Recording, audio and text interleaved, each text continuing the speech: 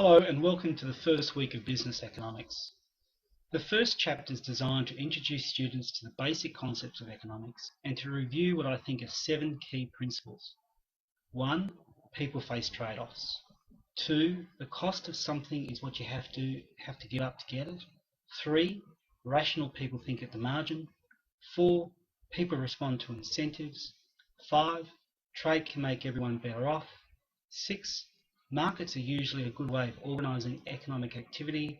And lastly, 7. Governments can sometimes improve the interaction that occur in markets. In Unit 1, we also introduced 2 economic models, the circular flow of income and the model of comparative advantage.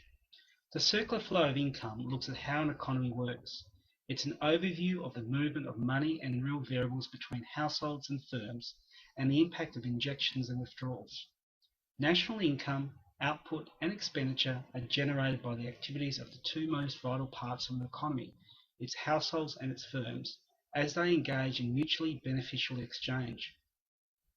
The primary economic function of households is to supply domestic firms with the needed factors of production: land, human capital, real capital and enterprise.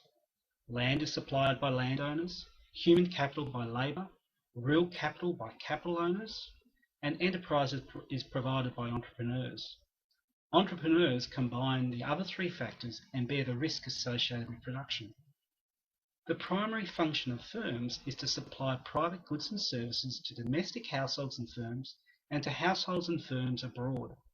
To do this, they use the factors of production and they pay for their services.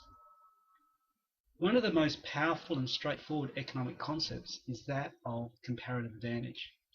As important and simple as this concept is, however, it seldom seems to inform public discussion of international trade. The most straightforward case for free trade is that countries have different comparative advantages in producing goods. For example, because of differences in soil and climate, Australia may be better at producing wheat than Brazil, and Brazil is better at producing coffee than Australia. The English economist David Ricardo first explained this theory in the early 1800s. A country can have an absolute advantage in the production of a good without necessarily having a comparative advantage. Comparative advantage is what determines whether it pays to produce a good or import it. The concept of a comparative advantage is quite simple. At the height of his playing career, Shane Warne, for instance, surely had the potential of being one of the best mid-order batsmen in the world. But everyone knew that the opportunity cost to Shane Warne of becoming a mid-order batsman was too high to make that a sensible option. He would be sacrificing time spent perfecting his bowling, the activity in which he had a strong comparative advantage. Understanding why Shane Warne didn't become a mid-order batsman is enough to understand why high-paid Australian workers benefit even when free trade puts them in competition with low-paid foreign workers.